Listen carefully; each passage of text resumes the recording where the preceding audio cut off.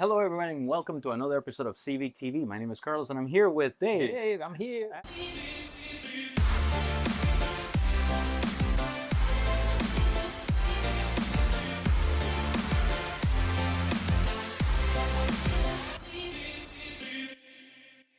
So we grabbed every single question that we could think of that you have posted, and we're gonna try to answer them quickly. Yeah. And just go through them, as best as we can. So shall we start? Whenever you ready. Okay.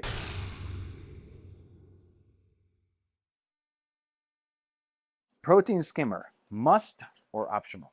It could be optional, but in my opinion, it's a must because it's such a great piece of filtration. It's come such a long way in terms of how efficient it is in removing waste. It's almost like, why wouldn't you have one? Absolutely. I think if you're a beginner, Yeah. you need to have a protein skimmer. If you're an advanced hobbyist, then you can start to tinker without it. But also, in addition to removing nutrients, or detritus, organics from the tank, the protein skimmer injects oxygen into the water. Yes. Great oxygen giver. And if you're a pH number chaser, Yeah. it actually helps you increase the pH. Yeah. Ooh, this is a good one. Okay.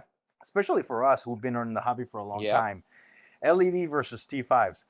I don't know if people know what I know. Does anybody know T5 with metal halides? Yeah, exactly. But if you know LEDs and T5s, I think they're both two are viable. Yep. I've seen European tanks on their VHOs and T5s that are just breathtaking. Yeah.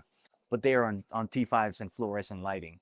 But just with technology and evolution of lighting technology, T5 is kind of on its way out. It's getting harder. There's environmental legislation in place. Yes. They only want to use them for specialty markets, which this market is considered specialty. But ultimately, we don't know how much longer they'll be around. Yeah, no. And it's getting harder to produce and more expensive to produce. Yes.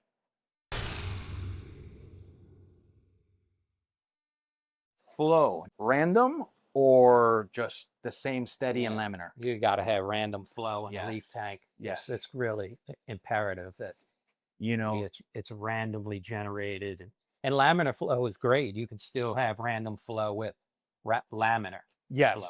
And I'm going to push it even further. Flow is essential for oxygen in the water. Yeah.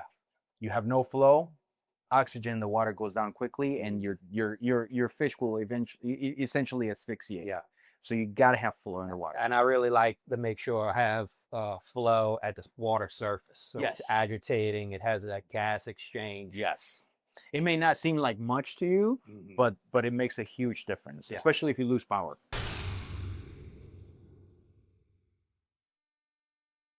Refugium, yes or no? It's not that you have to have it. It is nice to have. It's highly recommended. Yeah.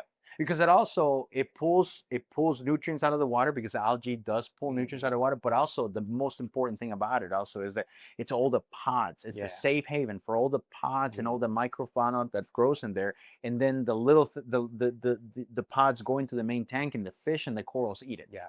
So it's a great source of food. Yeah. If you have the space, go for it.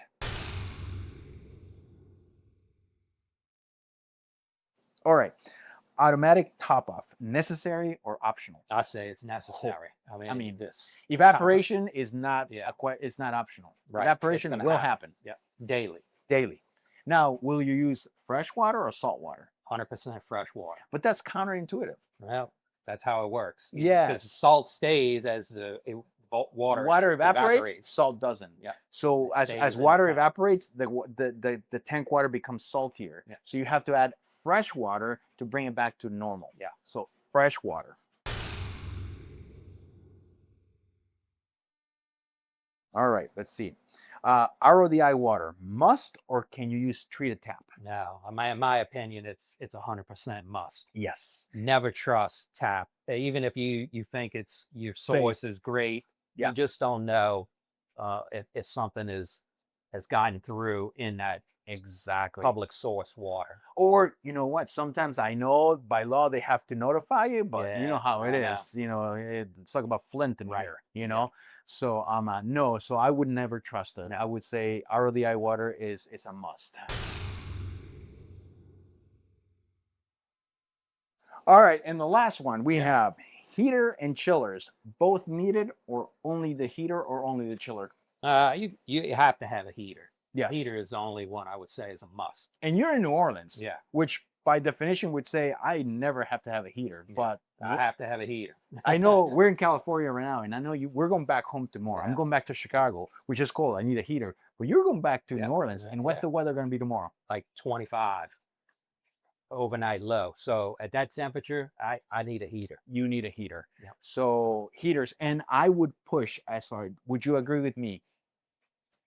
How often would you change your heaters? Oh, it could be once a year, at least checking to make sure it's functioning properly. Correct. I think it's once a year. You're talking about something that is in the salt water, which by definition is corrosive. Mm-hmm. And then you put it in there.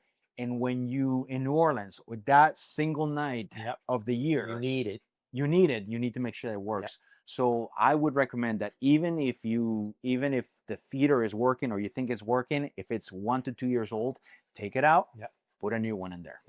This is not a one, if it ain't broke, don't fix it, because it will break.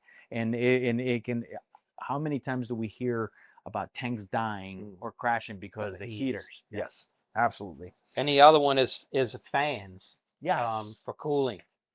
Not everybody can afford a chiller, but it's amazing what a good fan can do blowing across the surface. Oh, I mean, in case of emergencies, in the middle of the summer, I've been known to grab a fan and just stretch it out and put it over the water surface and just push water in there, and you can cool the tank a couple degrees just by doing that. You're increasing evaporation. So definitely, if you have problems with heat, then a fan is a great option. All right. Well, that's the show for us. Hopefully we were able to help you. Hopefully we're able to answer one of your questions.